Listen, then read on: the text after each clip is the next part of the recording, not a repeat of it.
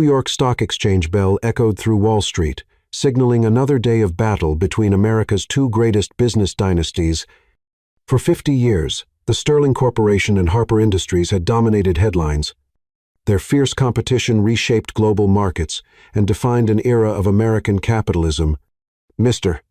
Sterling, standing in his penthouse office at the top of the gleaming Sterling Tower, watched the morning sun reflect off the Harper Building across Manhattan. His empire sprawled across 5 continents: technology, artificial intelligence, aerospace, and digital innovation. Every morning, he woke to wage war against his oldest rival, Edward Harper. The rivalry had begun in the technological revolution of the 1970s. Mr. Sterling, a brilliant innovator with dreams of changing the world, had secured a crucial government contract that Edward Harper had considered his birthright. That single moment sparked a competition that would span generations. Through the decades, their battles became legendary.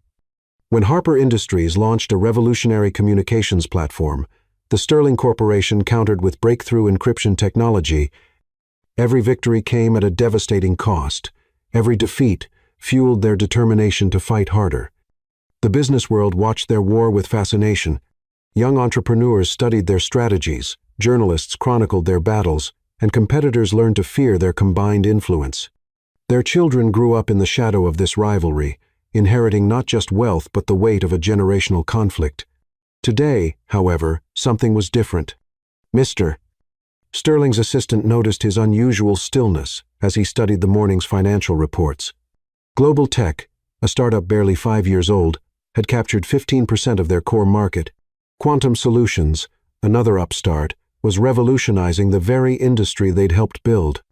"Sir," his assistant ventured, "the board members are requesting an emergency meeting. The Asian market numbers." "Tell them tomorrow," he replied, his deep voice carrying the authority of decades of command. His eyes remained fixed on a different document. A private intelligence report about Edward Harper's recent movements. His rival had been making unusual decisions, selling off non-core assets, consolidating power. He recognized the pattern because he'd been doing the same thing. Across the city, in the Harper Building's executive suite, Edward Harper faced similar concerns.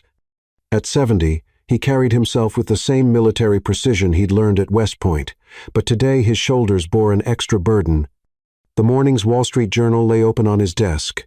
Tech giants face digital revolution. Can old guards survive?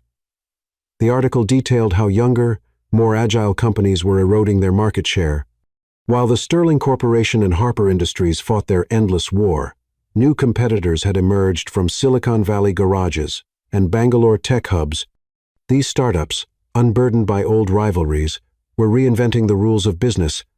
Edward Harper's son Lucas epitomized the next generation's challenges. At 25, he possessed his father's business acumen and command presence, but his attention was increasingly divided. His relationship with Sophia Bennett, a stunning socialite who collected luxury gifts like trophies, worried Edward. Each time Lucas appeared in the society pages with Sophia, their competitors' stocks rose slightly, as if the market sensed distraction in the Harper air. Meanwhile, the Sterling family harbored their own secret. Lily Sterling, at 24, carried herself with a grace that turned heads and a kindness that won hearts. Few knew she was adopted, taken in by the Sterlings after her biological mother, Mrs. Sterling's closest friend, died in childbirth. Her biological father, consumed by grief, had rejected her, and the Sterlings had given her everything: their name, their love, and their protection. Lily moved through the world of high finance like a breath of fresh air, more interested in her dreams of fashion design than corporate warfare. Her adoptive parents had sheltered her from the ugliest aspects of their business rivalry. But they couldn't shield her from destiny forever. The morning's trading showed both companies' stocks sliding further. Young tech firms were announcing innovations daily, while the Sterling Corporation and Harper Industries remained locked in their dance of mutual destruction. Market analysts began whispering about the end of an era. In their respective towers, both patriarchs reached for their phones at almost the same moment. Mr. Sterling's finger hovered over Edward Harper's private number, a number never used in 50 years of competition. In the Harper Building, Edward Harper stared at his own phone, considering a call he'd sworn he'd never make. The world was changing too fast. Their children deserved more than an inherited war. Their empires, built with decades of sweat and genius, were crumbling while they fought each other. Something had to change. Mr. Sterling made the call first. 3 rings. Then a familiar voice. "Harper," Edward answered.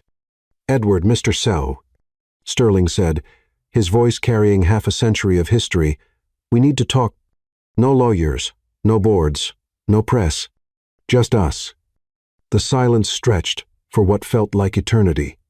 Both men thought of every battle, every victory, every defeat.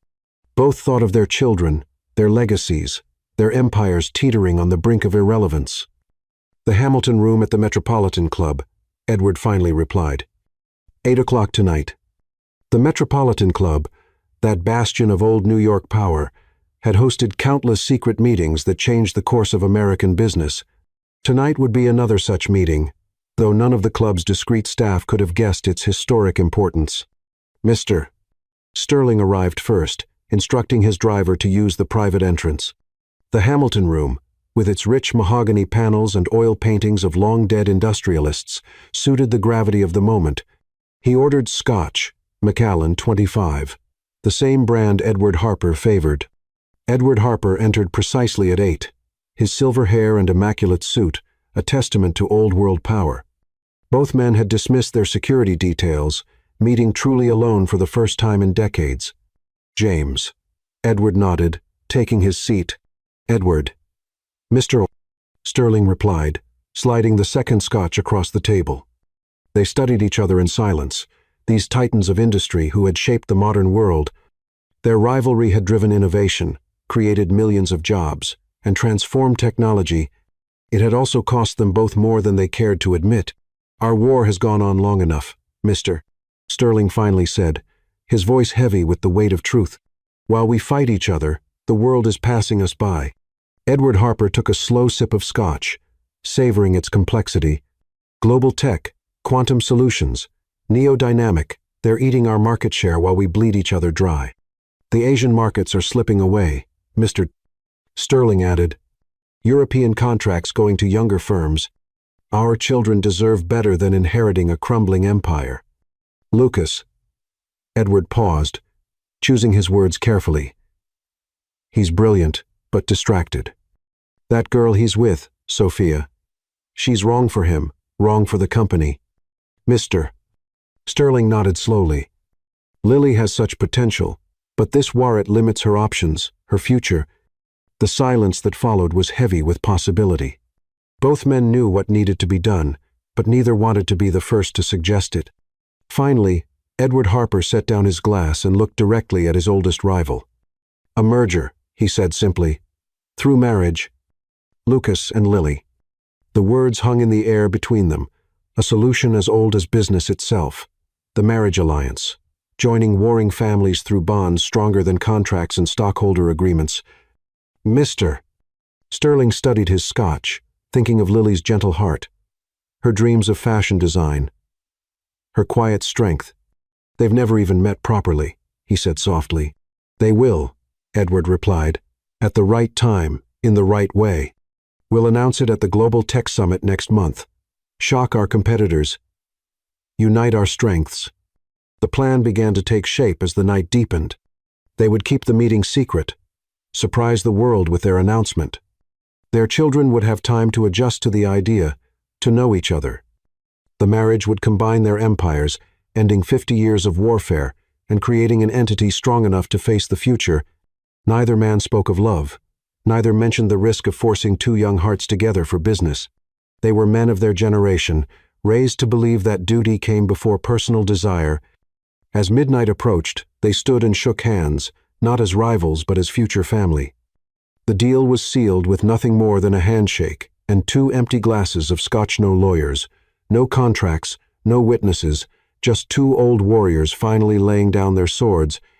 They left separately, each returning to their respective towers to begin preparing for the seismic shift they'd set in motion. The New York skyline sparkled around them, unaware that its 2 greatest business dynasties had just concluded their 50-year war in a quiet room over expensive Scotch. In her penthouse apartment, Lily Sterling sketched designs for her future fashion line, unaware that her life was about to change forever. Across town, Lucas Harper dined with Sophia at an exclusive restaurant, ignorant of the fate his father had just arranged. The stage was set for a story of power, pride, and unexpected love. The greatest business rivalry in American history was about to transform into something entirely different, a tale of two hearts finding each other despite every obstacle. The city slept on, unknowing that tomorrow would bring the first ripples of a change that would reshape the business world forever. In their towers, two titans of industry finally slept peacefully, having taken the first step towards saving their empires through the oldest solution in history: the union of their children. Chapter 2. The Secret Summit. Dawn broke over Manhattan, bathing the Harper Building in golden light. Lucas Harper's private office on the 85th floor offered a commanding view of the city he'd grown up, determined to conquer. At 25, he already carried himself with the confidence of a man who'd never known failure. His custom Tom Ford suit fit perfectly against his athletic frame as he reviewed the morning's acquisition reports. A gentle knock interrupted his concentration. "Mr. Harper," his secretary announced, "your father requests your immediate presence in the main conference room." Lucas frowned, checking his Patek Philippe watch, a recent gift to himself after closing a billion-dollar deal. His father never called impromptu meetings, preferring carefully scheduled appointments with clear agendas. Something was different about today. Across town, in the Sterling Tower, Lily Sterling sat in her modest office, surrounded by sketches of her latest fashion designs. Unlike the stark minimalism that dominated the corporate floor, her space burst with color and creativity. Fashion magazines lay scattered across her desk, their pages marked with sticky notes and inspiration flags. Her adoptive father's personal assistant appeared at her door. "Miss Sterling, your father would like to see you in his office immediately." Lily's heart skipped a beat. Despite the love and security the Sterlings had given her since adopting her as a baby, these sudden summons always triggered a flicker of anxiety, a remnant of knowing she came into their lives through tragedy, her biological mother's death and father's rejection. In the Harper Building's main conference room, Edward Harper stood at the floor-to-ceiling windows, his silver hair and impeccable posture a testament to old-world power. He turned as Lucas entered, studying his son with eyes that had witnessed half a century of corporate warfare. "Son," he began, his voice carrying the weight of generations, "what I'm about to tell you will change everything. Last night, I met with James Sterling." Lucas's body tensed instantly. The Sterling name had been synonymous with enemy throughout his entire life. "Why would you meet with him without lawyers, without me?" "Because sometimes, son, the greatest victories come not through war but through peace." Edward's words hung in the air between them. "We've reached an agreement that will save both our empires." Meanwhile, in Mr. Sterling's office, Lily sat perched elegantly on the edge of a leather chair, her natural grace evident even in stillness. Her father's office had always intimidated her, its vast space designed to make visitors feel small, its decor screaming power and authority. "Lily, my dear," Mr. Sterling began, his voice softer than it ever was in board meetings. "You know, we've always wanted what's best for you. Since the day we adopted you, you've been our greatest blessing." Lily's throat tightened. Her adoption was rarely mentioned, not out of shame but out of the complete acceptance the Sterlings had always shown her. "Father, what's wrong?" Back in the Harper Building, Lucas's world was imploding. "Marriage." He practically spat the word. "To Lily Sterling? Have you lost your mind?" "Watch your tone." Edward's voice cracked like a whip. "This isn't just about you. It's about securing the future of everything we've built. While we've been fighting the Sterlings, younger companies are stealing our market share. We need this alliance." "I'm with Sophia," Lucas protested, though even as he said it, he knew how weak it sounded. Sophia Bennett, with her designer wardrobe and insatiable appetite for luxury, was his escape from the corporate world, beautiful, uncomplicated, demanding nothing more than expensive gifts and exclusive restaurant reservations. "Sophia," Edward's tone dripped with disdain, "is not the future of this company. Lily Sterling is brilliant, well-educated, and from a family that understands our world. This merger through marriage will create the most powerful corporation in America. In the Sterling Tower, Lily's reaction was quieter but no less intense. Marriage to Lucas Harper. Her voice trembled slightly. But we've never even met properly, and his reputation. Father, they say he's involved with someone else. Mr. Sterling leaned forward, his eyes soft with concern for his daughter. Sometimes, my dear, duty calls us to greater things than we imagined for ourselves. This union could end 50 years of costly rivalry. It could secure jobs for thousands of employees, create opportunities for innovation we've never dreamed of. Lily's mind raced. She'd seen Lucas Harper from afar, at charity galas and business function stall, handsome, arrogant. The tabloids regularly featured him with Sophia Bennett, their romance splashed across page 6 in designer clothes and expensive jewelry. Do I have a choice? She asked quietly, though she already knew the answer. The weight of 2 corporate dynasties pressed down on her shoulders. There's always a choice, her father replied gently, but I'm asking you to consider what's at stake. Our companies employ hundreds of thousands of people. Our technological innovations shape the future. Together, we could do so much more than we ever could, as rivals. Back in the Harper building, Lucas's resistance was crumbling under his father's relentless logic. And if I refuse? He challenged. Though his voice had lost its earlier fire, Edward Harper's response was ice cold. Then you lose everything. Your position, your trust fund, your future with this company. I've indulged your relationship with Sophia, your playboy lifestyle, because I believed you'd grow out of it. Now it's time to become the man this company needs you to be. The threat hung in the air between them, father and son locked in a battle of wills. Lucas's mind raced through his options. His entire life had been built around eventually taking control of Harper Industries. Every school, every internship, every business decision had led to this moment. In the Sterling Tower, Lily made her decision with characteristic grace. I'll do it, she said softly, for the company, for our employees, for peace between our families. Her heart ached for her dreams of fashion design, but duty called louder. Mr. Sterling rose and embraced his daughter, his eyes suspiciously bright. You've always made us proud, Lily. This sacrifice will make sure it's worth it. The announcement would come at the Global Tech Summit next week, a carefully choreographed surprise that would shock the business world. Both families' PR teams would work around the clock to craft the perfect narrative, a love story bridging America's greatest business rivalry, a merger of hearts and corporations. Neither Lucas nor Lily knew that their fathers had met in secret, that their futures had been decided over expensive scotch in a private club room. They would learn that detail much later, when their own story had twisted and turned in ways neither family could have predicted. As the day wore on, both young people retreated to their private spaces to process the news. Lucas paced his penthouse apartment, ignoring Sophia's increasingly frantic texts. How could he tell her? What would this mean for them? Lily sat in her office, absently sketching designs she might never bring to life, wondering what kind of man Lucas Harper really was behind his playboy facade. The New York sun set behind the skyscrapers, painting the city in shades of amber and rose. In their respective towers, 2 young people faced the weight of dynasty and duty, their personal dreams sacrificed on the altar of corporate ambition. Neither knew that fate had other plans, that their arranged marriage would spark a love story more powerful than any business merger. Tomorrow would bring the first steps of their new reality. Tomorrow, they would begin the careful dance of appearing in public together, of crafting the illusion of a natural romance. Tomorrow, they would start learning to be partners in the greatest corporate merger in history. But tonight, they were just 2 souls caught in the machinations of power and legacy, their hearts not yet knowing that sometimes the greatest love stories begin, not with choice, but with duty.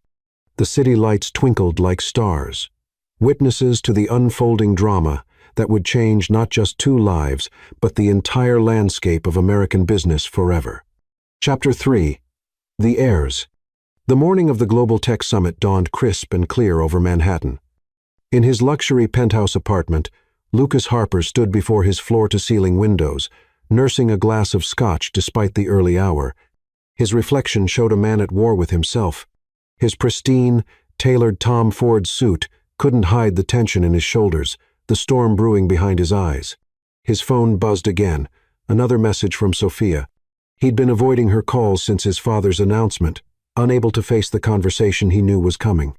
The screen showed 27 missed calls and 43 text messages. The latest read, "Baby, where are you? We need to talk about these rumors." Rumors. If only they were just rumors. The reality was far more devastating than anything the gossip columns could conjure. In less than 3 hours, he would stand beside Lily Sterling, the daughter of his family's greatest rival, and announce their engagement to the world. Across town, in her more modest but elegantly appointed apartment, Lily Sterling sat at her vanity, watching her hands tremble slightly as she applied her makeup. The daughter of one of America's wealthiest men lived simply by choice, her space filled with fashion sketches and design materials rather than luxury items.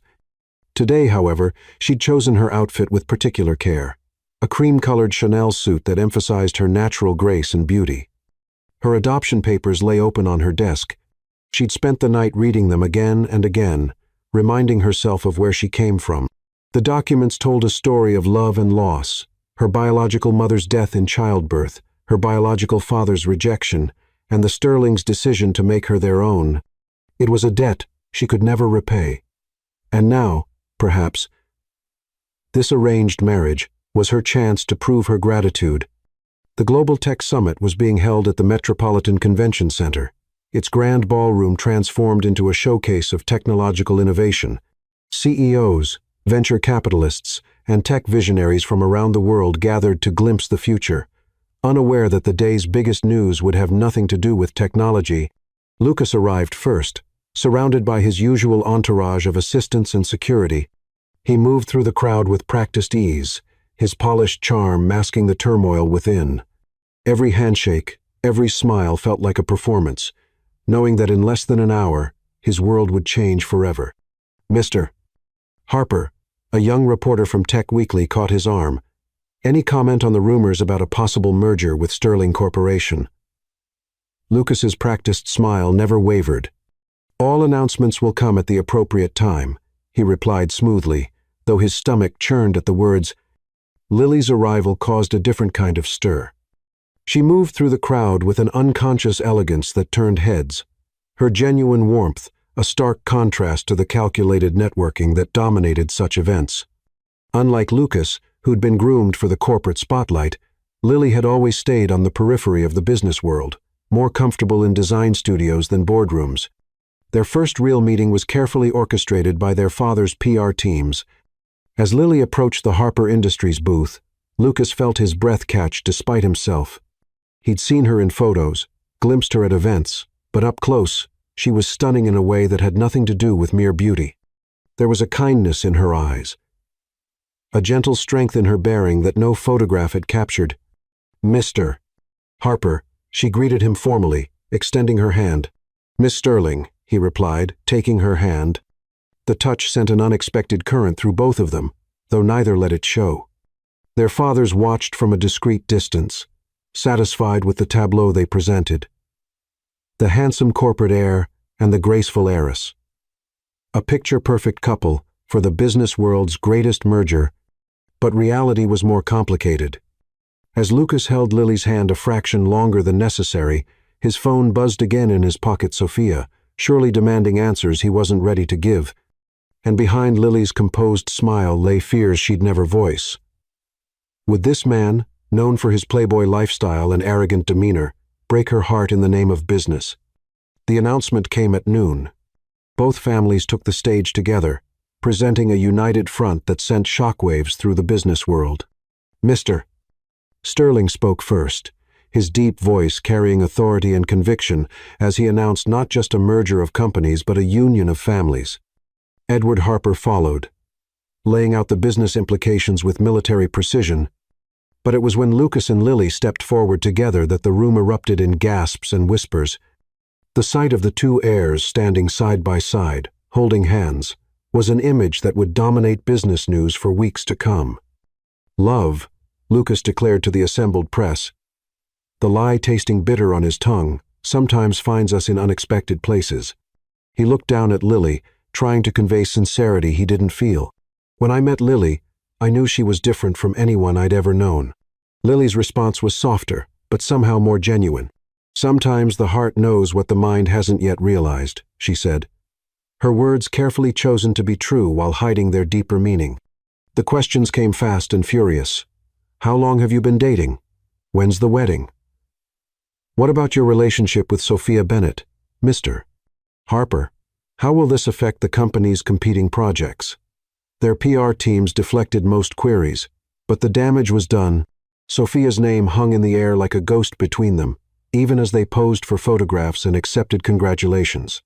In a quiet moment backstage, while their fathers handled the business press, Lucas and Lily found themselves alone for the first time. The silence between them was heavy with unspoken thoughts and fears.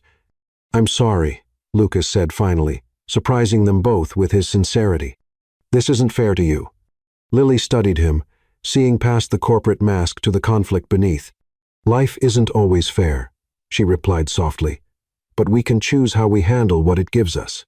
Her quiet dignity made him feel ashamed of his earlier resentment. This woman, who carried herself with such grace despite the circumstances, deserved better than a reluctant groom still entangled with another woman. "Sophia," he began, but Lily held up a hand. "You don't owe me explanations," she said.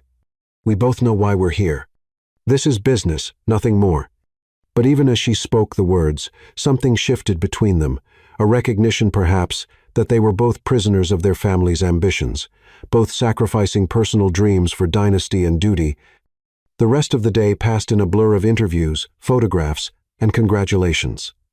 Stock prices for both companies soared as the market responded to the unexpected merger. Competitors scrambled to understand the implications. Analysts praised the strategic brilliance, and social media exploded with speculation about the young couple. By evening, Lucas's phone had finally gone silent. Sophia's last message, a single word goodbye, should have hurt more than it did. Instead, he felt a strange sense of relief, as if a weight he hadn't known he was carrying had been lifted. Lily retreated to her apartment, finally allowing herself to feel the full weight of the day. Her design sketches still covered the walls, dreams of a fashion career now overshadowed by corporate responsibility.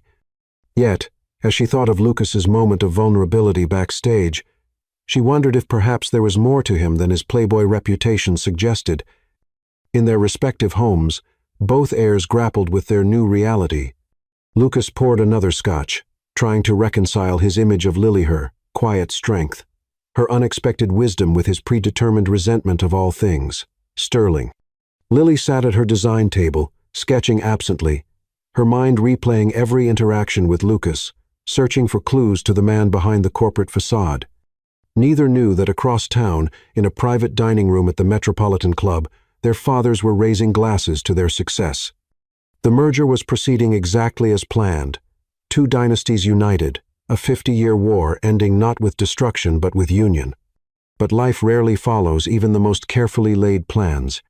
As the New York night deepened, two young people lay awake in their separate homes, their thoughts turning surprisingly often to each other. Perhaps it was the shared weight of their situation, the recognition of a fellow prisoner of duty and expectation, or perhaps it was something else, something neither was ready to acknowledge. The media would call it a modern fairy tale. The joining of two great business empires through love. The reality was far more complex. Two hearts caught in a web of corporate ambition, family duty, and unexpected attraction. As they drifted finally toward sleep, both Lucas and Lily wondered what tomorrow would bring, not knowing that their arranged marriage would lead them down paths neither could have predicted. The city lights twinkled like stars, keeping their secrets. Tomorrow would bring new challenges, new complications, new opportunities for two hearts to either grow together or break apart. But for now, in the quiet of night, two heirs to America's greatest business rivalry dreamed unexpected dreams of each other, their hearts beginning a journey their minds hadn't yet accepted. Chapter 4. The Announcement. The news broke like a thunderclap across the global business landscape. Every major financial network interrupted their regular programming with breaking news alerts. CNN, Bloomberg, CNBC, leading with the same stunning headline: "Breaking. Sterling and Harper empires to merge through marriage alliance. The Sterling Towers Grand Conference Room, with its sweeping views of Manhattan, had been transformed into a media center. Journalists from around the world packed the space, their cameras and microphones creating a forest of technology before the ornate podium. The tension in the room was electric. No one had seen this coming. Mr. Sterling stood before the mirror in his private office, adjusting his tie one last time. Today's Armani suit was chosen with particular care, dark navy that projected both power and approachability. Beside him, Lily sat quietly, her cream-colored designer dress making her look both elegant and vulnerable. Her hands were clasped tightly in her lap, the only sign of her inner turmoil. "Are you ready, sweetheart?" he asked, his voice gentler than usual. Lily met his eyes in the mirror. "Yes, father." The lie came easily. How could anyone be ready for this? In the Harper building across town, a similar scene played out. Edward Harper paced the length of his office while Lucas stood at the window, his jaw set in a hard line. The young heir's phone had finally stopped buzzing, Sophia's last message still unread. Remember, Edward's voice cut through the tension. This is more than just a marriage. This is the future of both companies. The whole world is watching. Lucas's response was a curt nod, his mind a storm of emotions, anger at being forced into this, resentment toward Lily simply for existing, and, beneath it all, a nagging guilt about Sophia. The press conference was scheduled for exactly noon. As the hour approached, both families made their way to the Sterling Towers conference room. The photographers' cameras clicked frantically as they entered. First Mr. Sterling and his wife, then Edward Harper and his, and finally the young couple themselves. Lily's entrance caused a stir. She moved with natural grace, her beauty enhanced by an inner dignity that the cameras eagerly captured. Lucas followed, tall and handsome in his bespoke suit, playing his part of the devoted fiancé, perfectly despite the war raging inside him. Mr. Sterling stepped to the podium first. "Ladies and gentlemen, thank you for joining us today. We're here to announce not just a business merger, but a union of families that will reshape the future of American industry." The room erupted in questions, but he raised his hand for silence. For 50 years, the Sterling Corporation and Harper Industries have been rivals. Today, we become family. Edward Harper joined him at the podium, the two titans of industry standing together for the first time in public memory. "Through the marriage of my son, Lucas Harper, and Lily Sterling," he said, "our companies will unite to create the most powerful technological and business entity in the world." The questions came rapid fire. When did this relationship begin? What about the ongoing patent disputes? Mr. Harper, any comment on your son's previous relationship with Sophia Bennett? Lucas stepped forward, his media training kicking in despite his turmoil. "Lily and I have known each other through business circles for years," he lied smoothly. "Sometimes the best things in life come from unexpected places." Lily moved to his side, allowing him to take her hand. The touch sent an unexpected jolt through both of them, a current of awareness neither had anticipated. She smiled for the cameras, the perfect picture of a woman in love, though her heart was racing beneath her calm exterior. "We're very happy," she said softly, her voice carrying naturally across the room. The sincerity in her tone surprised even Lucas. She was either a better actress than he'd imagined, or there was more to her than he'd assumed. The business press demanded details about the merger. Stock exchanges, board positions, corporate structure. But the society photographers were focused on the young couple, capturing every small interaction, every glance, every subtle touch. One veteran reporter from the Wall Street Journal asked the question everyone was thinking: how do you overcome 50 years of corporate rivalry to find love? Before Lucas could craft another smooth lie, Lily spoke. "Some things are more powerful than old rivalries," she said, her voice gentle but firm. "Sometimes the heart sees what the mind cannot." Her words struck Lucas like a physical blow. In that moment, looking down at her as she defended their fraudulent relationship with such grace, he felt the first crack in his resentment. This woman, who had every right to be as angry as he was about their arranged marriage, was handling it with a dignity he couldn't match. The press conference continued, but the dynamic between them had shifted subtly. Lucas found himself watching Lily more closely, noticing the slight tremor in her hand when difficult questions came, the way she held herself with quiet strength, despite the pressure. After the formal announcements, the families moved to the Sterling Towers Executive Lounge for a more intimate reception with key media figures. Lily was immediately surrounded by society reporters, all eager to hear about wedding plans and romantic details. Lucas stood at the bar, nursing a scotch, and watching her handle the attention with natural grace. A senior reporter from Forbes approached him. "Kita catch, Mr. Harper." The reporter nodded toward Lily, though I have to say, this comes as quite a surprise given your previous entanglements. Lucas's grip tightened on his glass. "The past is the past," he said firmly, his tone ending that line of questioning. Across the room, Lily was asked about Sophia. Her response was diplomatic.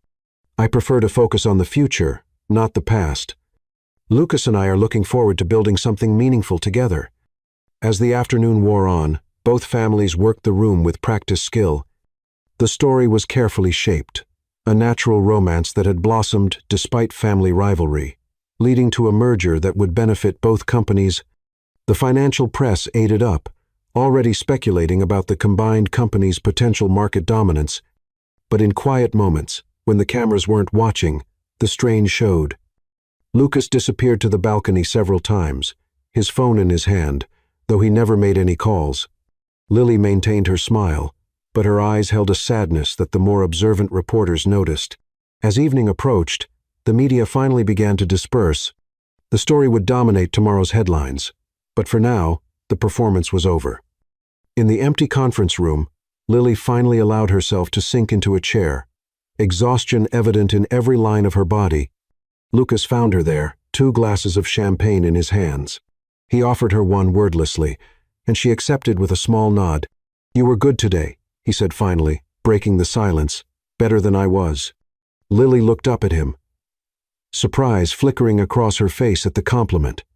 "We all do what we have to do," she replied softly. "Is that what this is to you? Duty?" She considered the question carefully. "Isn't that what it is to you?"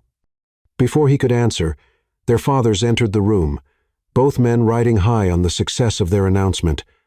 The stock market had responded enthusiastically to the news. Both companies' shares were up over 15%. "Perfect," Edward Harper declared. "Absolutely perfect. The media's eating it up. The market's responding. This is everything we hoped for." "Mr." Sterling nodded in agreement. "Now we move to phase 2. The engagement party next week, then the wedding in 3 months. We need to keep this momentum going." Lucas and Lily exchanged a glance, both recognizing the machinery of corporate ambition that was now controlling their lives. But something had changed between them during the long day of pretense, a mutual understanding, perhaps, or at least a recognition of their shared predicament. As they parted ways that evening, Lucas found himself watching Lily's retreating figure with new eyes. She wasn't what he'd expected, not the corporate princess he'd assumed she'd be, not the enemy he'd prepared himself to resent. In her car, heading home, Lily allowed herself to think about Lucas. Despite his initial coldness, she'd seen moments of something else today. A complexity that suggested there was more to him than his playboy reputation suggested. The city lights blurred past their windows as they headed to their separate homes, both lost in thought about the day's events and what the future might hold. Neither could have guessed how their carefully arranged merger of convenience would evolve, or how their hearts would betray all their careful plans. In their respective offices, their fathers raised glasses to their success, believing they had orchestrated the perfect business solution, but they had forgotten one crucial factor: the unpredictable nature of the human heart and its tendency to rebel against even the most carefully laid plans. Chapter 5. Shattered Glass. The morning after the press conference, Lucas Harper's fury finally erupted. The carefully constructed facade of the happy couple crumbled in the privacy of his father's study at the Harper mansion. Sunlight streamed through centuries-old stained glass windows, casting colorful shadows across the Persian carpet as Lucas paced like a caged tiger. "Have you completely lost your mind?" His voice rose with each word, echoing off the wood-paneled walls. "How could you do this without even asking me?" I'm not some pawn you can move around your corporate chessboard. Edward Harper sat behind his massive mahogany desk, watching his son's outburst with cold composure. The morning papers lay spread before him, their headlines celebrating the unexpected merger and romance. His crystal tumbler of scotch remained untouched.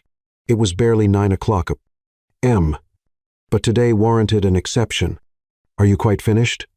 Edward's voice cut through Lucas's tirade like steel through silk. Sit down.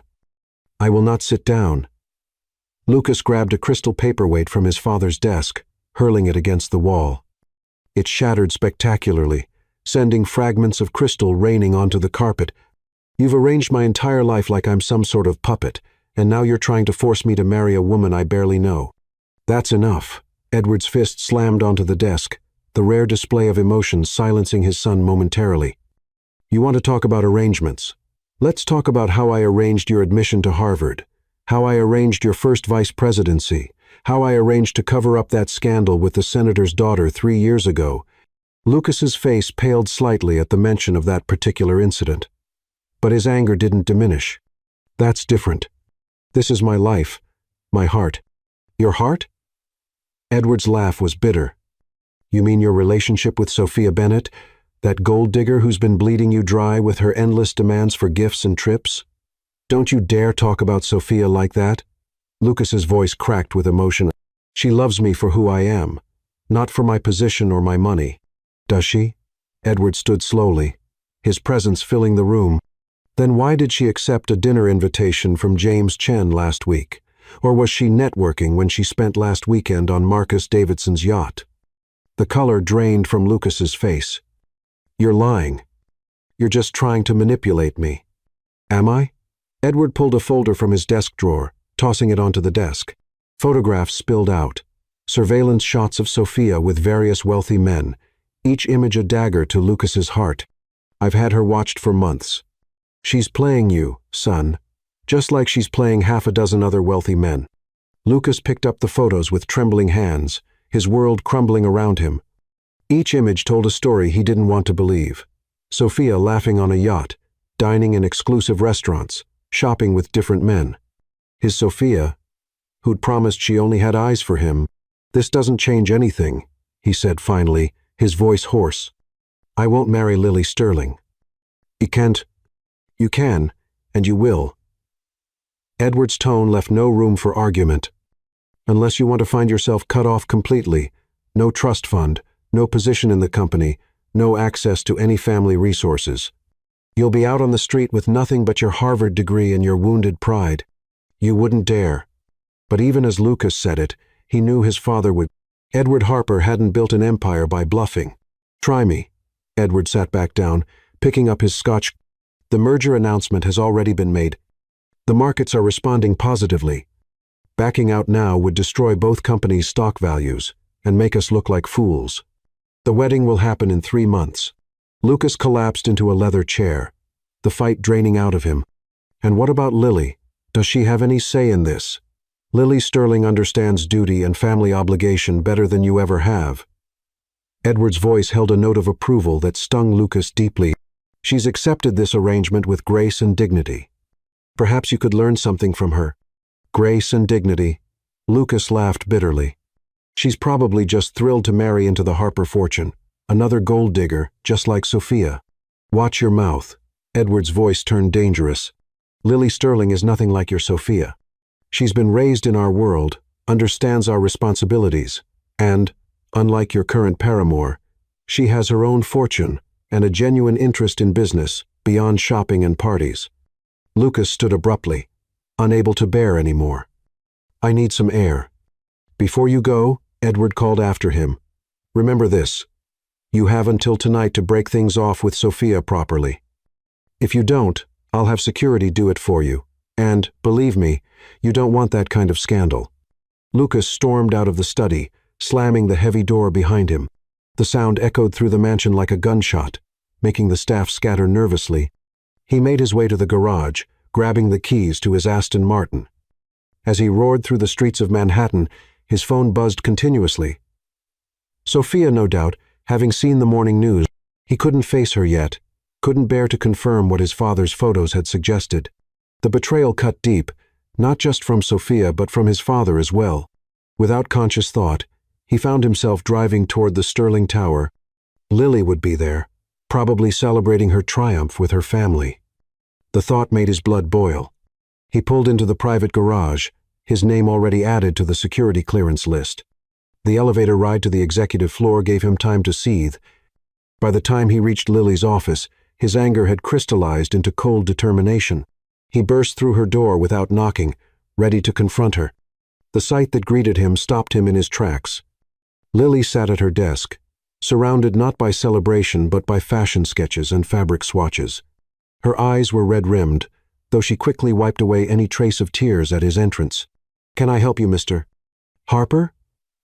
Her voice was steady, professional, giving no indication of her emotional state. "Drop the act," he snapped, but his voice held less venom than he'd intended. "This whole thing, it's a joke, a corporate arrangement dressed up as romance." Lily stood slowly, her dignity evident in every movement. "You're right.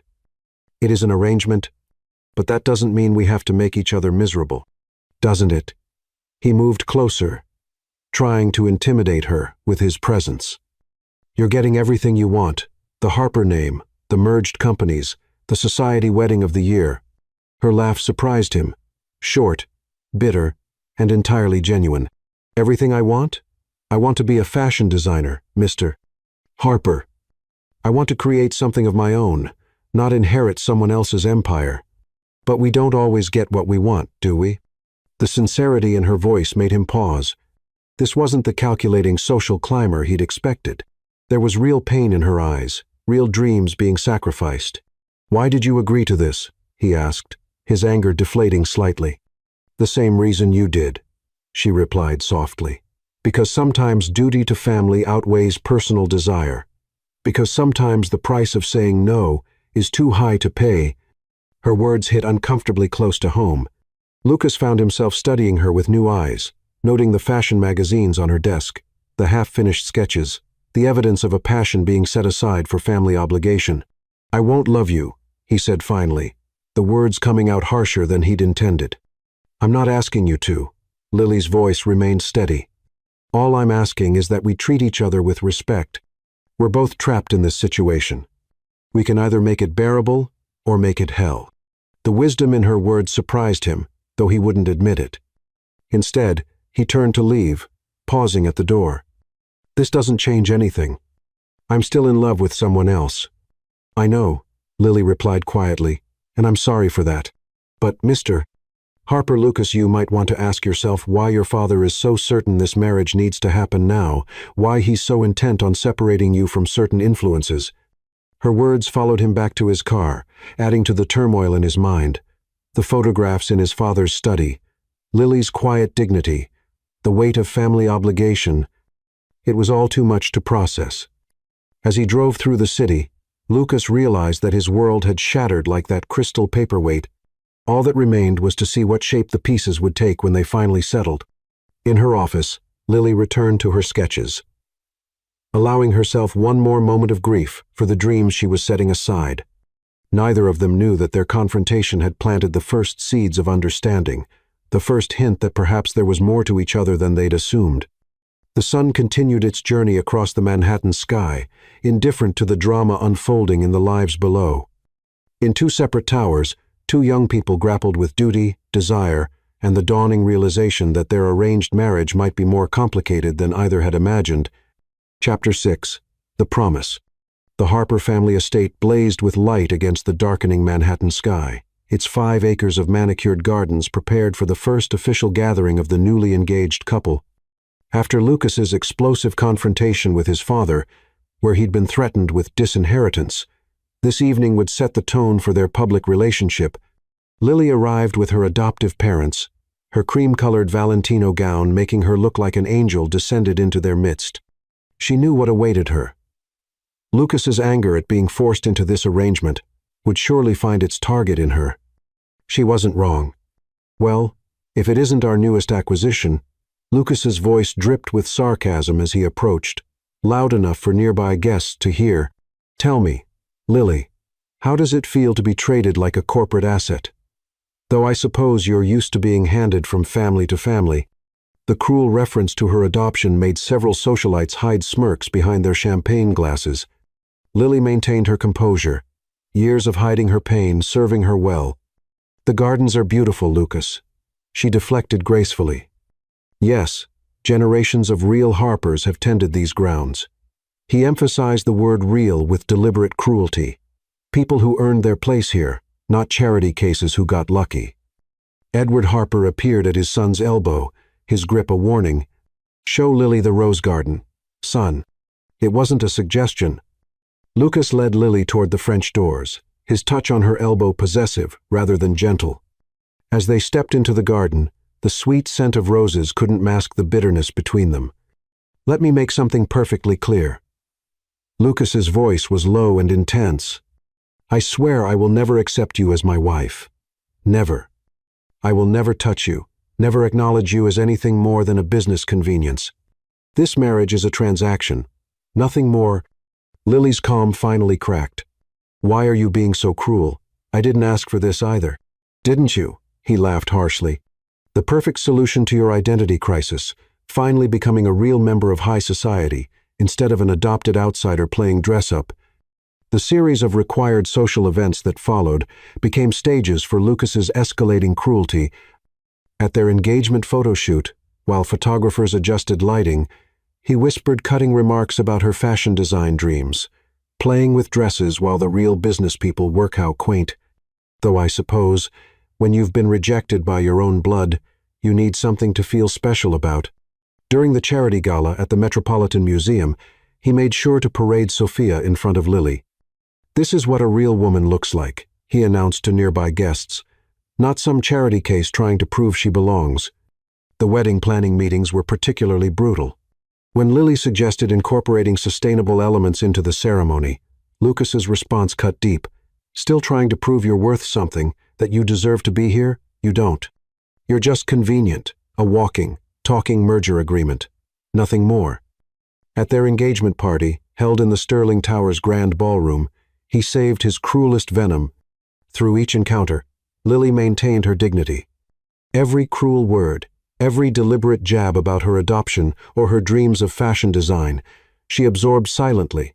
Her quiet strength in the face of his cruelty would later haunt Lucas, especially after discovering Sophia's true nature in the chapters to come. The final pre-wedding meeting in the Sterling Tower conference room marked the peak of his calculated cruelty. "I could never love someone like you," he declared coldly. "You're not loyal, you're not genuine, you're just an opportunist who got lucky. At least Sophia is honest about what she wants." Lily's response was quiet, but cutting. "And what exactly does Sophia want, Lucas? Have you ever really asked yourself that question?" Her implication about Sophia's true nature enraged him. He grabbed her arm, pulling her close. "Don't you dare question my relationship with Sophia. I will never forgive you if you speak against her again." Lily met his gaze steadily. "Someone needs to tell you the truth, even if you're not ready to hear it." "Truth?" His laugh was bitter. "The truth is that you're nothing but a replacement child. Your own father didn't want you. The Sterlings took you in out of pity, and now you're being used to seal a business deal. That's all you'll ever be." Lily extracted herself from his grip with quiet dignity. "You're wrong about so many things, Lucas. Someday you'll realize that. I just hope it's not too late when you do." As she walked away, Lucas felt something unexpected, a flicker of admiration for her strength. He pushed it aside quickly, but the seed was planted. This woman, who absorbed his cruelty with such grace, who maintained her dignity despite his best efforts to break her, was something different from what he'd expected. The night ended with possibility hanging in the air, not of love, not yet, but of recognition. Lucas had promised never to accept her as his wife, never to touch her, but watching her leave with her head held high, he felt the first crack in his certainty. Neither knew that these pre-wedding encounters, painful as they were laying the groundwork for their eventual transformation. Each cruel word Lucas spoke would return to haunt him. Each moment of dignity Lily displayed would later prove her true worth. As the wedding approached, their path was set. Lucas's cruelty would continue until that fateful wedding night, when Lily's beauty would shatter all his promises. But for now, They remained locked in their roles. The cruel heir and the dignified adopted daughter, each playing their part in a drama neither had chosen, but both would be transformed by Chapter 7, Hidden Pain. The weeks leading up to the wedding became a delicate dance of public appearances and private torment. Each charity gala, each business function, each society event required Lucas and Lily to perform their roles as the perfect engaged couple, while their hearts waged separate wars. At the annual Metropolitan Museum Charity Ball, Lucas watched Lily from across the grand ballroom. She wore a midnight blue gown that made her look like a dream come to life, charming everyone around her with her natural grace. His grip tightened on his champagne glass as he saw how easily she fit into his world, how effortlessly she carried the Sterling name despite not being born to it. "Your fiancé is quite the social butterfly." Sophia's voice cut through his thoughts like a blade. She'd returned from Europe, more beautiful and dangerous than ever, in a red dress that left little to the imagination. "What are you doing here, Sophia?" Lucas's voice was cold, though his heart raced at her proximity. "I was invited, darling. Some of us actually earned our place in society," her eyes fixed on Lily, though others seemed to have lucked their way in through adoption. Lucas's response surprised even himself. "Don't talk about her like that." Sophia's perfectly sculpted eyebrow arched. "Defending her already? How sweet. Does she know you're still meeting me in private?" The lie hung between them. They hadn't met since the engagement announcement. But Sophia's words were calculated to be overheard by nearby guests. The whispers would start within minutes. Across the room, Lily maintained her serene smile despite having seen Sophia's arrival. The weight of her secret adoption felt heavier tonight, watching Lucas with the woman he truly loved. No one knew that she spent her nights reading and rereading her adoption papers, trying to understand why her biological father had rejected her so completely that the Sterlings had to step in. "Lily, darling Mrs. Wellington," one of New York's most notorious gossips, touched her arm. "How do you feel about Sophia's return? It must be so difficult, knowing Lucas's true love is still in the picture." Lily's response was graceful as ever. "Lucas's past is his own. Mrs. Wellington, I'm focused on our future." But the older woman pressed on. "Yes, but surely you must worry. After all, with your background, you can't really compete with old money like Sophia." The subtle dig at her adopted status felt like a knife to the heart, but Lily's smile never wavered. She'd learned early that showing pain only invited more cruelty. Lucas watched the interaction from afar, seeing something in Lily's posture that others missed, a slight stiffening of her shoulders, a barely perceptible tremor in her hands. For the first time, he wondered about the strength it took to face such cruelty with dignity. "She'll never belong in our world," Sophia whispered, pressing against him suggestively. "She's not like us, Lucas. She's just playing a part." The irony of Sophia criticizing anyone else for playing a part wasn't lost on him. The photographs his father had shown him flashed through his mind.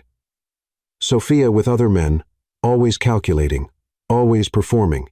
"Excuse me," he said abruptly, leaving Sophia mid-sentence. His feet carried him across the ballroom to Lily's side. "Dance with me," he said, not quite a request but not quite a demand. Lily took his offered hand, letting him lead her to the dance floor. The orchestra was playing a waltz, and they moved together with practiced ease, another skill drilled into them since childhood. "I saw Sophia's here," Lily said softly, her voice free of accusation. "She means nothing to me," Lucas replied automatically, then wondered why he felt the need to say it. "You don't have to lie." Lily's smile remained perfect for their audience. "I know you love her. I've accepted that our marriage will never be real." Her words echoed his own cruel promise from the garden party, but somehow they hurt to hear from her lips. "You don't know anything about my feelings." "Don't I?" Lily met his eyes for the first time that evening. "I know what it's like to want something you can't have, to love someone who doesn't love you back." The vulnerability in her voice caught him off guard. "Your biological father," he said, the pieces clicking into place. Lily tensed in his arms but didn't pull away. They had an audience to consider. "How did you know?" "I make it my business to know everything about the Sterling Empire," he said, but his voice lacked its usual edge, "including the fact that you were adopted after your mother died in childbirth." and your father refused to claim you." Lily's step faltered slightly, but Lucas's strong lead kept them moving smoothly. "Is that why you're so cruel to me? Because I'm not a real Sterling?" "No," Lucas replied honestly, surprising them both. "I'm cruel because you make me feel things I don't want to feel." The music ended before Lily could respond. They separated, maintaining their public smile as applause filled the ballroom, but something had shifted between them, a crack in the careful walls they'd built. Later that night, Lucas found Lily alone on the museum's balcony. She stood looking out over the city lights, her profile etched in moonlight. "Your father," he said quietly, joining her at the railing. "He was a fool." Lily turned to him, surprise evident in her eyes. "What? Any man who could reject his own child, especially one like you, is a fool." Lucas's words were gruff but sincere. "Why are you being kind to me?" Lily asked, genuine confusion in her voice. "Because," Lucas struggled with the words, "maybe I'm tired of being cruel." The moment hung between them, fragile as spun glass. Then Sophia's laugh floated out from the ballroom, shattering it. "Go to her," Lily said softly. "I can handle the gossips alone." But Lucas didn't move. "You shouldn't have to." They stood in silence, watching the city lights twinkle below. Neither spoke of the moment they'd shared during their dance or the strange new understanding growing between them. Inside the ballroom, Sophia watched them through narrowed eyes, already plotting her next move. The gossips whispered behind their hands, creating new stories about the adopted daughter and the reluctant groom. But on the balcony, Lucas and Lily found a moment of peace in their shared pain, her secret of adoption, his confusion about Sophia, the weight of their family's expectations. All of it seemed lighter somehow when shared. As the night wore on, Lucas found himself watching Lily with new eyes. Her grace wasn't an act, he realized. Her kindness wasn't a performance. She'd built herself into something remarkable despite being rejected at birth. While he'd been handed everything and still managed to be cruel, the revelation unsettled him. It was easier when he could dismiss her as an opportunist, a social climber using the Sterling name to rise above her origins. The truth that she was perhaps the most genuine person in their glittering, false world threatened everything he thought he knew. By the time they left the ball, the gossips had new fodder for discussion, not just Sophia's return or Lily's adoption, but the way Lucas had stayed by Lily's side for the rest of the evening, his hand protective at her back, his eyes challenging anyone who dared whisper about her background. In their separate cars heading home, both Lucas and Lily reflected on the evening's revelations. Lily touched her hand where Lucas's had rested during their dance, wondering if his moment of kindness was just another act. Lucas stared at his phone, ignoring Sophia's messages, remembering the vulnerability in Lily's eyes when he mentioned her biological father. The city wrapped around them like a blanket of lights, hiding secrets and nurturing possibilities. Neither knew that tonight had marked a turning point, the first crack in the walls they'd built around their hearts, the first hint that their arranged marriage might become something more than a business transaction. As midnight struck, Lily finally allowed herself to cry in the privacy of her bedroom, releasing the pain of old rejections and new hopes. Across town, Lucas sat in his darkened study, holding a glass of scotch, and wondering why defending Lily from Sophia had felt so right when everything else in his life felt so wrong. The night held their secrets close, as New York's elite retired to dream of scandals and social climbing. But in two separate corners of the city, two hearts began to question everything they thought they knew about love, duty, and the power of shared pain to bridge even the widest of gaps. Chapter 8. The Wedding Night. The Plaza Hotel's royal suite had hosted countless society weddings, but none quite like this. As the last notes of the reception faded away and the guests departed, Lucas Harper stood alone in the opulent bedroom. Bow tie undone. Jacket discarded. The business merger of the century had been completed with the exchange of rings and vows, but now came the moment he'd been dreading, the wedding night. His promise echoed in his mind. "I swear I will never accept you as my wife, never touch you." Words spoken in anger weeks ago, yet they haunted him now as he waited for Lily to emerge from the dressing room. The wedding itself had been a masterpiece of social theater, every detail calculated to present the perfect image of two dynasties uniting. Lily had been breathtaking in her custom-designed gown, moving through the ceremony with a grace that made even the most critical society matrons fall silent in admiration. But now, alone in the suite, Lucas felt his carefully constructed walls beginning to crumble. The scotch in his hand, his fourth of the evening, wasn't helping as much as he'd hoped. The soft click of the dressing room door made him turn. His glass slipped from suddenly nerveless fingers, shattering on the marble floor. Lily stood in the doorway, a vision in ivory silk. Her wedding gown had been stunning, but this was something else entirely. The delicate negligee floated around her like a dream, her beauty enhanced by a vulnerability he'd never seen before. For the first time in his life, Lucas Harper found himself completely speechless. Lily's hands twisted nervously in the silk. "We don't have to. I know what you promised. What you said about never touching me." Lucas stepped forward, barely noticing the broken glass crunching under his shoes. All his carefully prepared speeches, all his plans to maintain emotional distance, evaporated in the face of her beauty. Lily, her name came out as a whisper. He reached out, his fingers brushing her cheek with a gentleness that surprised them both. She trembled at his touch, her eyes meeting his. In them, he saw not the calculated seduction he'd expected, but genuine emotion, fear, hope, and something deeper he wasn't ready to name. "You're beautiful," he said, the words inadequate but sincere. I didn't what?" Lily's voice was soft, encouraging. "Didn't let myself see you," he admitted. "Really see you." His hand slid into her hair, releasing it from its elegant updo. Dark waves cascaded over her shoulders, and Lucas felt something inside him break. All his resistance, all his promises to never accept her, crumbled in the face of this moment. Their first kiss was hesitant, questioning, nothing like the polite peck they'd shared at the altar for the cameras. This was real, raw, filled with all the emotion they'd been denying for weeks. Lily pulled back slightly, searching his face. "Lucas, you don't have to." He silenced her with another kiss, deeper this time, more urgent. His hands traced the silk covering her shoulders, her back, learning the curves he'd sworn never to touch. "I want to," he breathed against her lips. "God help me. I want to." The night became a blur of sensation and discovery. Every touch, every kiss erased another layer of resistance between them.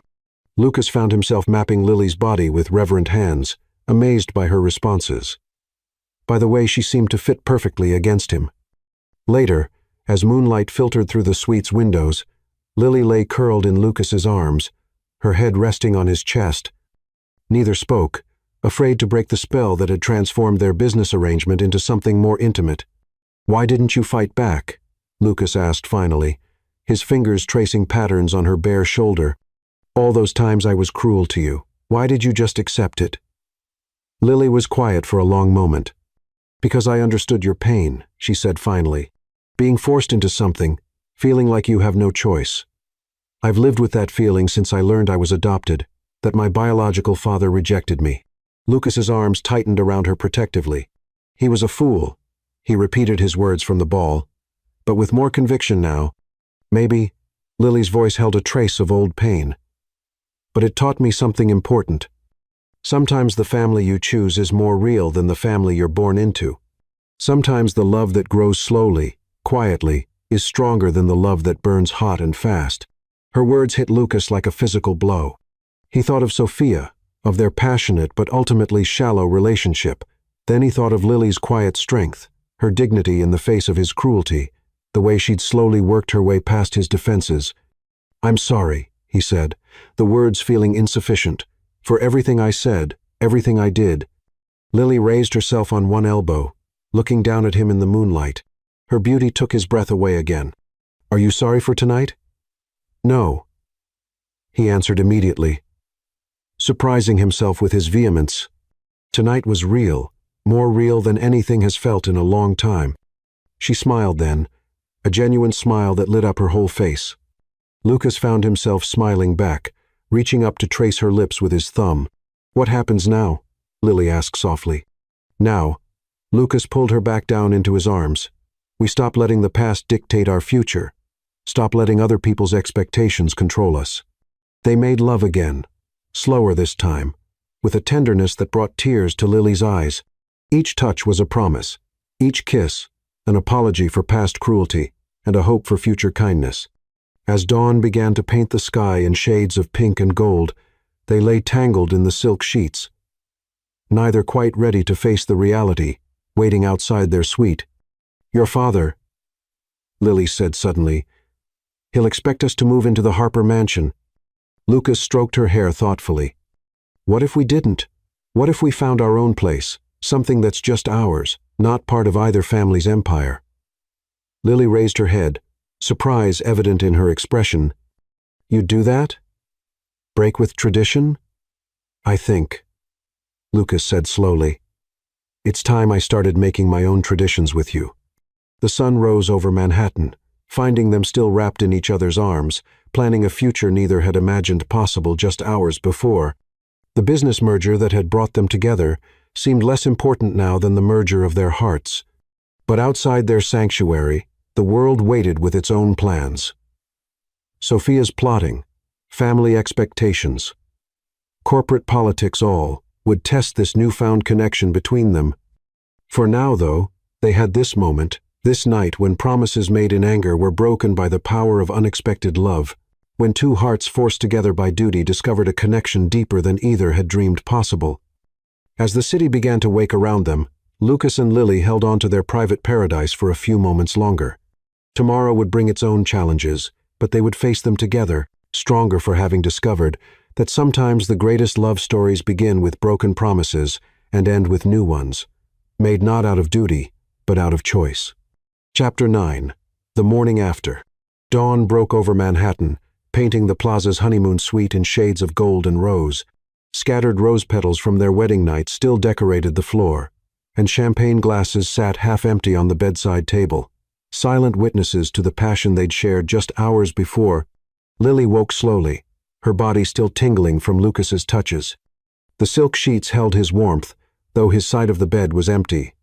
For a moment, she allowed herself to remember his tender kisses, the way he'd held her like she was precious, the soft words he'd whispered in the dark, how different he'd been from the cold corporate warrior she'd known before. She found him fully dressed in a fresh suit, standing at the floor-to-ceiling windows of their penthouse suite. His reflection in the glass showed a face she'd hoped never to see again. Hard, distant, the tender lover of last night replaced by something cold and unreachable. "Good morning," she ventured softly, pulling his discarded dress shirt around her shoulders for modesty. The fabric still held his scent, making her heart ache with the memory of their intimacy. "Is it?" His voice could have frozen fire. He didn't turn from the window. "We need to discuss last night." Lily's heart stuttered in her chest. She'd heard that tone before. In boardrooms, when he was about to destroy a competitor. Never had she imagined hearing it directed at her, not after the way he'd held her, touched her, made love to her through the night. What about it? She fought to keep her voice steady. Now he turned, his face a mask of corporate indifference. "Let's be perfectly clear about something. Yes, you're beautiful. Yes, last night was physically satisfying. But don't delude yourself into thinking it meant anything more than that." Each word struck like a physical blow. Lily wrapped his shirt tighter around herself, as if the fabric could shield her heart from his cruelty. "Lucas," she started, but he cut her off with a sharp gesture. "No, you need to hear this." He moved closer, his cologne, once intoxicating, now seeming to choke her. "You're beautiful and enjoyable, but you're not Sophia. You'll never be Sophia. Let's not pretend this is anything more than what it is. A business arrangement with benefits." The casual comparison to Sophia, delivered so coldly after their night of passion, made Lily's knees weak. She gripped the back of a chair for support. "She's using you." The words escaped before she could stop them, fueled by months of watching Sophia's manipulations. "Sophia doesn't love you, Lucas. She only loves your money, your position. Don't you dare." He crossed the space between them in 3 angry strides, his face transformed by fury. "What do you know about love? You're just an adopted charity case who got lucky. The Sterlings took you in out of pity, and now you think you can judge someone like Sophia?"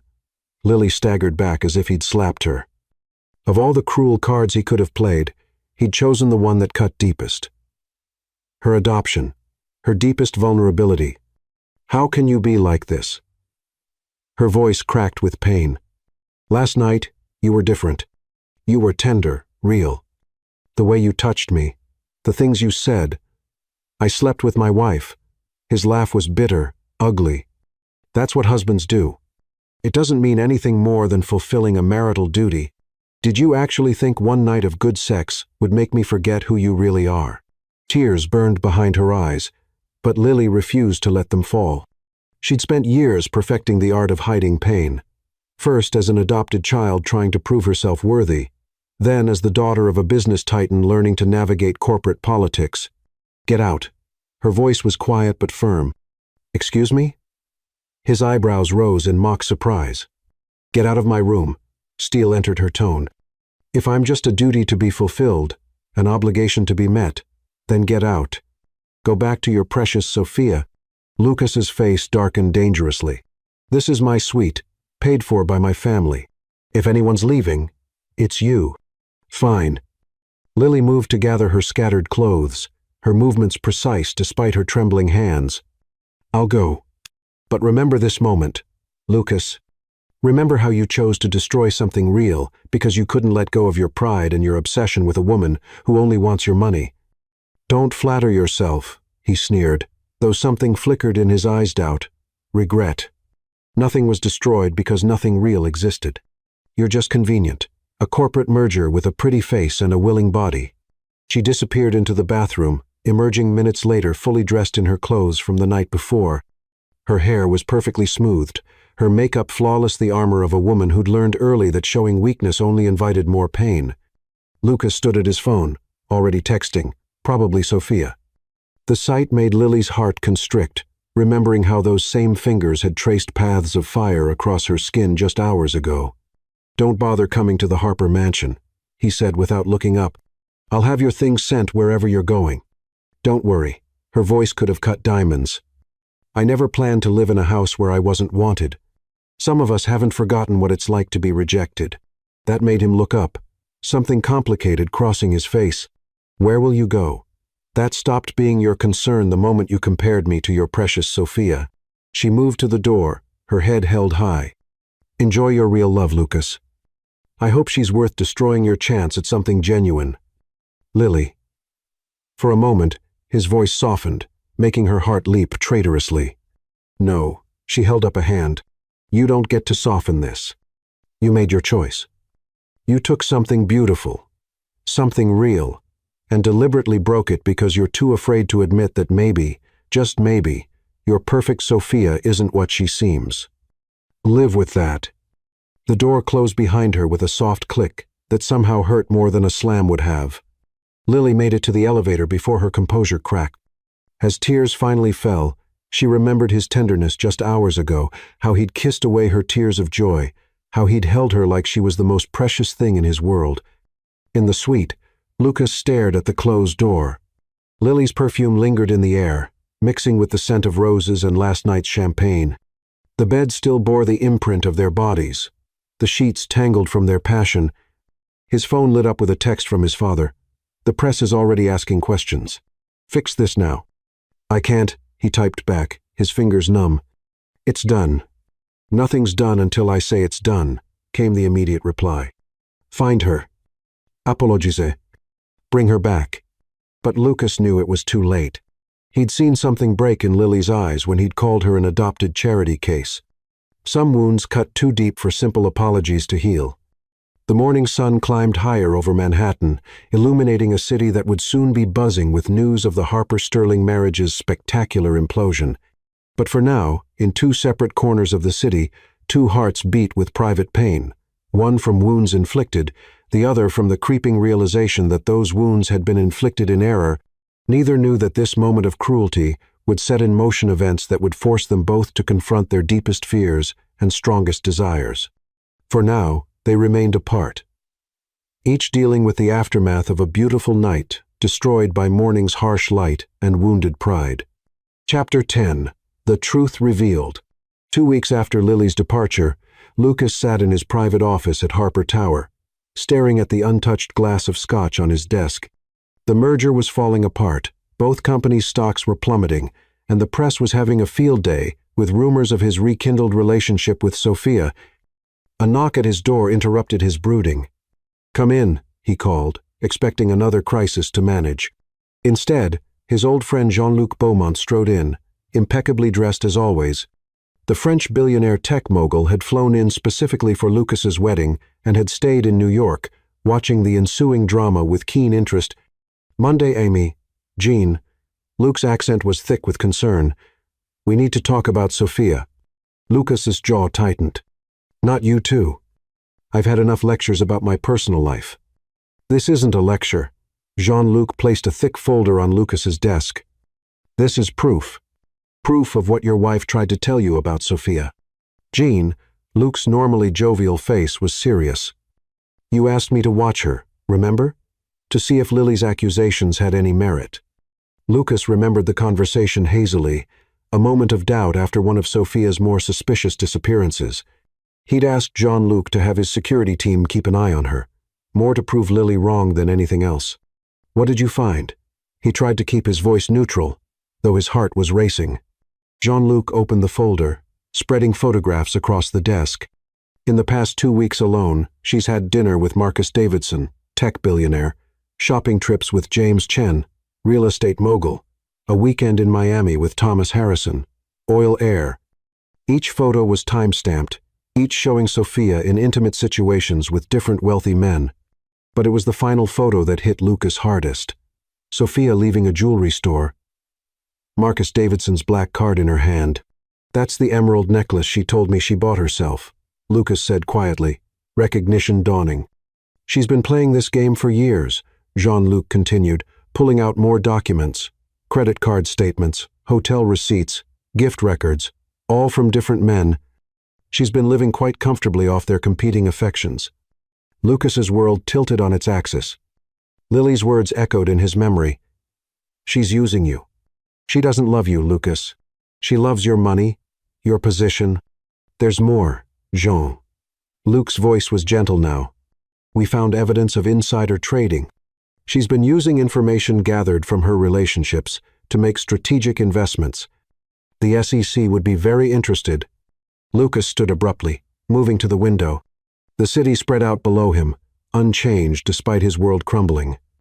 "Why didn't I see it?" "Because you didn't want to," his friend replied simply, "and because she's very good at what she does. But there's someone who did see it, who tried to warn you. Lily." Her name felt like ashes in his mouth. He'd destroyed something real and precious for a beautiful lie. Jean-Luc gathered the evidence back into the folder.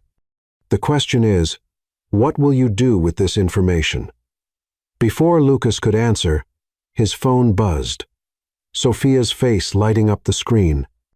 With trembling fingers, he answered, putting it on speaker. "Baby." Her voice pured. "I miss you. Can we meet tonight? I have something special planned." "Like your plans with Marcus Davidson?" Lucas's voice was ice. Or was it Thomas Harrison this weekend? The silence on the other end was deafening. Then, "I don't know what you're talking about." Her voice turned weak. Pleading. "No?" He laughed bitterly. "Should we discuss the emerald necklace, the weekend in Miami, the insider trading, Sophia?" "Lucas," her voice faltered. "Let me explain." "Save it," he cut her off. "We're done, Sophia. Don't contact me again." "You can't do this to me," her sweet facade cracked. "After everything we've been through, you'd throw it all away for that adopted nobody? That adopted nobody saw right through you." Lucas's voice shook with anger. "She tried to warn me, and I was too blind to listen. Goodbye, Sophia." He ended the call, slumping in his chair. Jean-Luc watched him with sympathy. "What have I done?" Lucas whispered.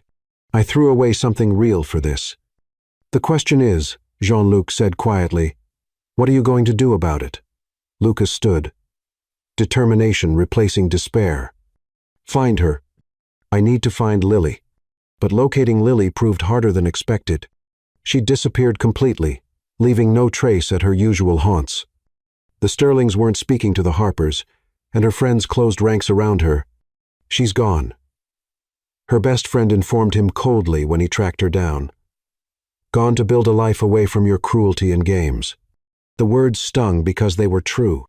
He'd been cruel, playing games with something precious. Now all he had was evidence of Sophia's deception and a heart full of regret. Jean-Luc watched his friend's desperate search with growing concern. "Perhaps," he suggested one evening, "you should focus on becoming the man worthy of her forgiveness before trying to find her." The words hit home. Lucas threw himself into damage control not for the press or the company, but for his soul. He made public statements, taking full responsibility for the marriage's collapse. He provided evidence of Sophia's schemes to the SEC, ensuring she couldn't hurt anyone else.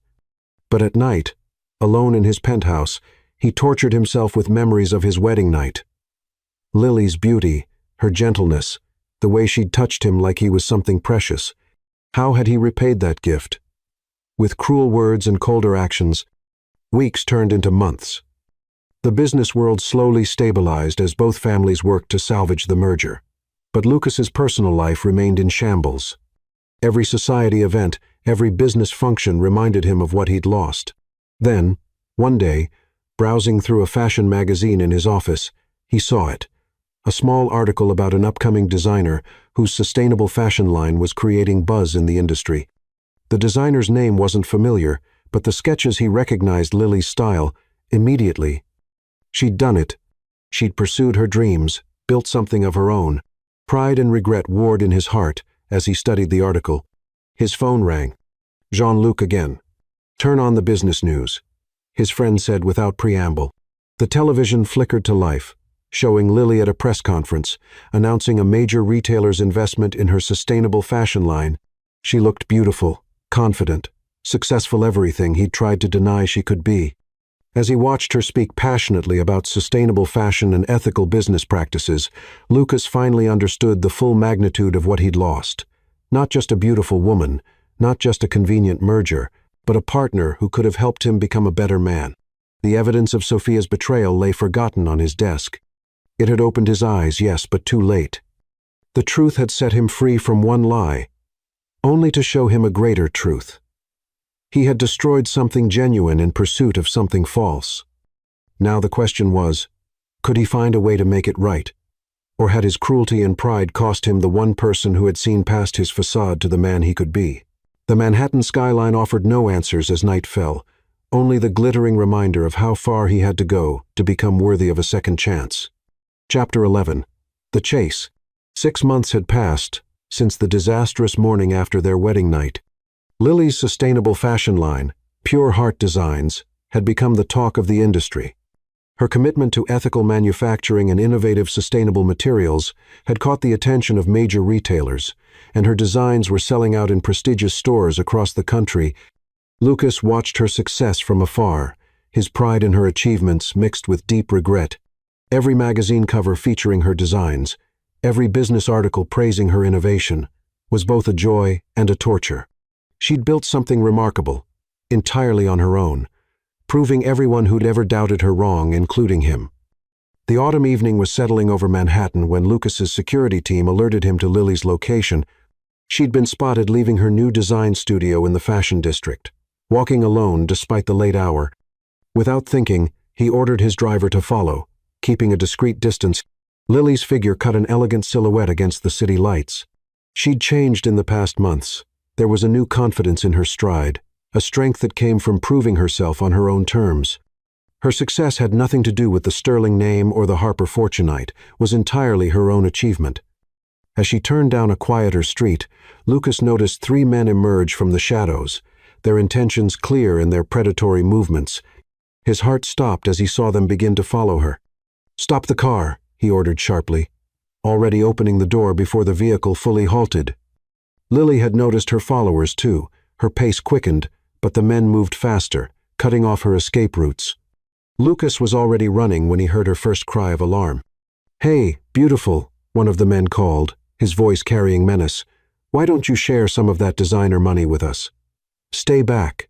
Lily's voice was steady despite her fear. "Take my purse if you want it, but stay away from me." Maybe we want more than your purse, another man leered, reaching for her arm. That's when Lucas arrived, his fist connecting with the nearest attacker's jaw with a satisfying crunch. Years of boxing training kicked in as he positioned himself between Lily and her assailants. Touch her again. His voice was deadly quiet. And it will be the last thing you ever do. The thugs, realizing their easy target now had very dangerous protection, backed away slowly before turning to run. Lucas started to pursue them, but Lily's hand on his arm stopped him. Lucas, her voice trembled slightly. What are you doing here?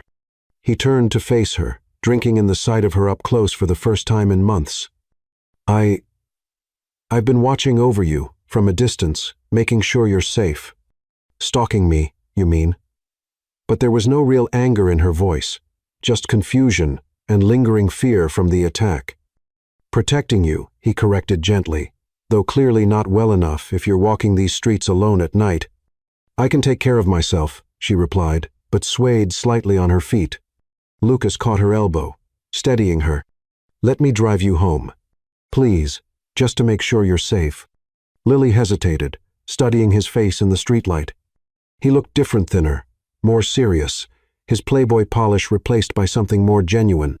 All right, she agreed finally, but just a ride home. In the back of his luxury car, silence stretched between them. Lucas couldn't take his eyes off her, the subtle changes in her appearance, the new maturity in her bearing. I've been following your success, he said finally. Pure Heart Designs is extraordinary. Thank you, she replied formally, though I'm surprised you'd pay attention to something as trivial as fashion. The gentle dig at his past dismissal of her dreams made him wince. I was wrong about so many things, Lily. Your dreams weren't trivial. You weren't trivial. She turned to look out the window, but he caught her reflection in the glass, the slight tremor in her lip, the brightness in her eyes. I saw the truth about Sophia. He continued quietly. You were right about her, about everything. Does that matter now? Lily's voice was barely audible. It matters because I owe you an apology, because I destroyed something beautiful and real for something false and shallow. Lucas's voice cracked with emotion. Because I've spent every day since you left regretting what I did.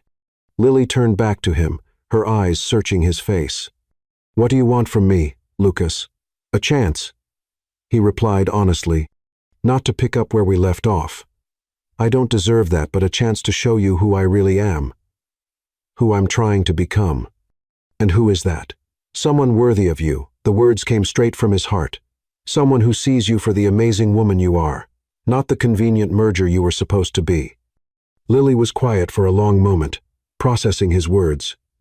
The car pulled up to her building, a modest but elegant apartment complex bought with her own success rather than family money. Thank you for tonight, she said finally, for helping me with those men. Lily. Lucas started to reach for her hand but stopped himself. I know I hurt you. I know I don't deserve another chance, but please, just think about it. She stepped out of the car, then turned back. I have a fashion show next week at the Metropolitan Museum.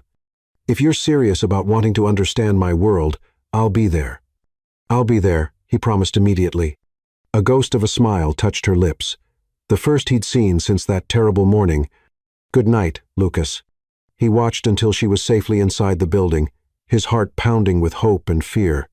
It wasn't forgiveness, wasn't even close to what he wanted. But it was a start. Back in his penthouse, Lucas pulled out every magazine featuring Lily's work, studying them with new eyes. He saw now what he'd been too blind to see before. The passion, the creativity, the dedication that went into every design. His phone buzzed with a text from Jean-Luc. Did you find her? Yes, Lucas replied. And maybe, just maybe, I haven't lost her completely. The week until the fashion show stretched endlessly. Lucas threw himself into learning everything he could about sustainable fashion, ethical manufacturing, the entire world Lily had created for herself. He realized something profound. Lily hadn't just built a successful business, she'd created something meaningful. Her designs weren't just beautiful, they were changing the industry, proving that fashion could be both luxurious and sustainable. The night of the fashion show arrived. And Lucas arrived early, taking his assigned seat in the front row. The anticipation in the room was electric, Pure Heart Designs had become the hottest ticket in fashion. When Lily appeared briefly before the show, she looked stunning in one of her own designs. Their eyes met across the runway, and something passed between them.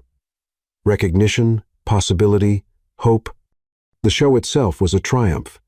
Every piece showcased not just Lily's talent for design, but her commitment to sustainability and ethical production. The audience responded with enthusiasm, and Lucas found himself moved by the beauty she'd created. Afterward, at the reception, he watched as she handled the press and buyers with natural grace. This was her world, and she commanded it effortlessly. Quite different from the society events you're used to, isn't it? Her voice behind him made him turn. It's better, he replied honestly. This is real. What you've created here, it's extraordinary. Lily studied him, noting the sincerity in his eyes. You've changed. I'm trying to, he admitted. You made me want to be better, not for the company, not for our families, but for myself, for any chance of being worthy of you. Before she could respond, they were interrupted by buyers wanting to discuss orders. But as Lily moved away, she glanced back at him with something softer than her usual professional mask. The night ended with possibility hanging in the air between them. No promises were made, no declarations exchanged, but something had shifted. A door that had seemed permanently closed was now, perhaps, slightly ajar. As Lucas headed home, he felt hope for the first time in months. Lily hadn't forgiven him yet, but she'd allowed him this glimpse into her world. It was a beginning, and he promised himself he wouldn't waste it. The city lights twinkled around him like stars, witnesses to the possibility of redemption, of love rebuilt from the ashes of pride and prejudice. The chase wasn't over.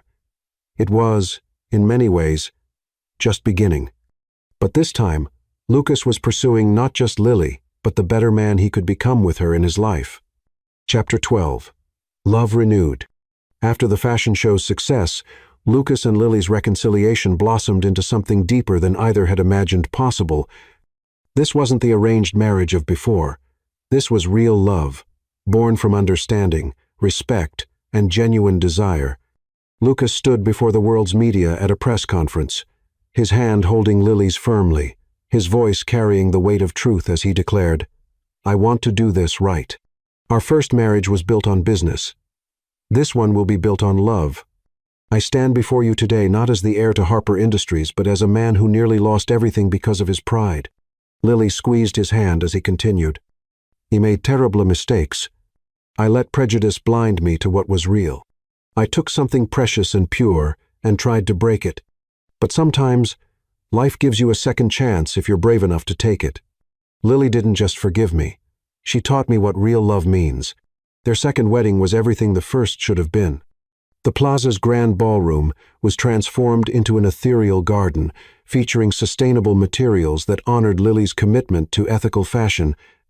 She had designed her own gown, a masterpiece of sustainable silk that seemed to float around her like moonlight given form. When Lucas saw her walking down the aisle, his heart stopped. "You are the most beautiful thing I've ever seen," he whispered as she reached him, inside and out. Lily's eyes glistened with tears as she whispered back, "You see me now. Really see me."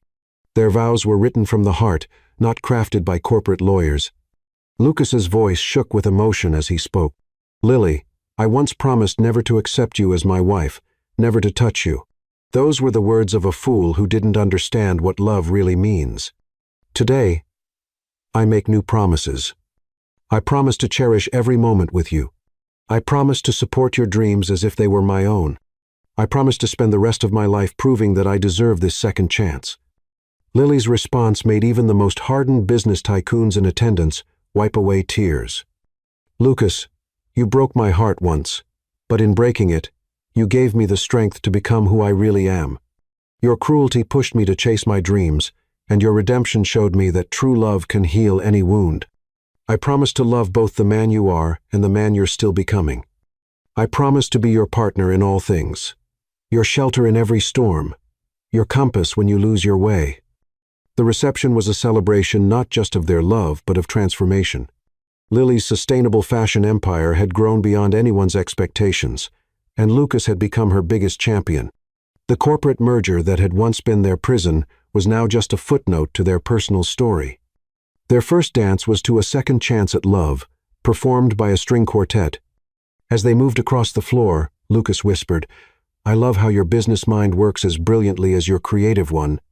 Lily smiled up at him. "And I love how you've learned to balance power with tenderness." Later that night, in the plaza's royal suite, passion overwhelmed them both. This wasn't like their first wedding night, shadowed by doubt and unspoken resentments. This was pure love, expressed through touch and taste and whispered words of devotion. "I love you." Lucas breathed against Lily's skin, tracing patterns of adoration across her body. "Every part of you, your strength, your grace, your brilliant mind, your incredible heart." Lily's response was to pull him closer, their bodies moving together with an intensity that surprised them both. This wasn't just desire, it was redemption, forgiveness, love in its purest form. "You're everything," she whispered between kisses. "Everything I never dared to hope for." Their passion built to such heights that the antique bed, despite its solid construction, couldn't withstand their enthusiasm. With a dramatic crack that made them both freeze, the frame gave way beneath them. For a moment, they stared at each other in shocked silence. Then Lily began to giggle, and Lucas's deep laugh joined hers. "Did we just break the bed?" she gasped between fits of laughter. "I believe we did." Lucas grinned, pulling her close against his chest. "Should I apologize?" "Never apologize for loving me too much," she whispered, drawing him down for another kiss that promised more passion to come. They lay in their destroyed bed as dawn painted the sky in shades of pink and gold, bodies entwined, hearts beating as one. The broken bed frame would become part of their personal legend, a testament to love's power to overcome pride, prejudice, and even the strongest of barriers. "I was so blind," Lucas mused, stroking Lily's hair. "All that time wasted on pride and prejudice when real love was right in front of me." "Not wasted," Lily corrected gently. "That journey made us who we are. Your cruelty pushed me to prove myself. My pain taught you empathy. We had to break before we could rebuild something stronger." Their story wasn't just about second chances or redemption. It was about two people who found their way through darkness to a love stronger than duty, stronger than pride, stronger than even the most carefully constructed business merger. As morning light filtered through the windows, Lucas and Lily remained wrapped in each other's arms, their love having literally broken the beta-fitting end to a night of passion that marked not just their second wedding, but the true beginning of their life together. "What happens now?" Lily asked softly, tracing patterns on Lucas's chest. "Now," he smiled, rolling them over carefully on their broken bed, "we build something new together. No more hiding behind corporate masks or social expectations, just us, living and loving as ourselves." Their laughter and whispered words of love continued as the sun rose over Manhattan, promising a new day and a new beginning. The world would soon be abuzz with news of their romantic reunion and spectacular second wedding, but for now, they remained in their private paradise, where a broken bed told the story of love, strong enough to break through any barrier.